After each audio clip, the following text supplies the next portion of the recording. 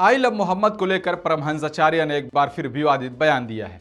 उन्होंने कहा कि मोहम्मद साहब मक्का में पैदा हुए थे, इसलिए आई लव मोहम्मद वहां होना चाहिए। भारत मर्यादा पुरुषोत्तम राम, भगवान कृष्ण, भगवान परशुराम, महावीर और बुद्ध की भूमि है।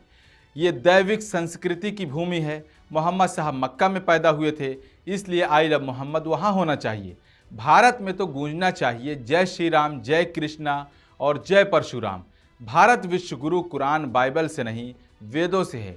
उन्होंने आगे विवादित बयान देते हुए कहा कि जैसे आर्टिकल 370 एक झटके में हटा दिया गया, वैसे ही साम दाम दंड भेद किसी भी तरीके से भारत को संवैधानिक रूप से हिंदू राष्ट्र घोषित किया जाना चाहिए।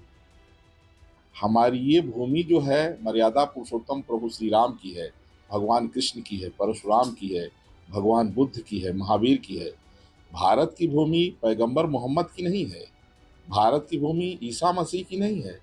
पैगंबर मोहम्मद मक्का में पैदा हुए, तो वहाँ के लोग जो है वो ठीक है वहाँ, लेकिन भारत तो यहाँ तो जय श्री राम ही पूजना चाहिए।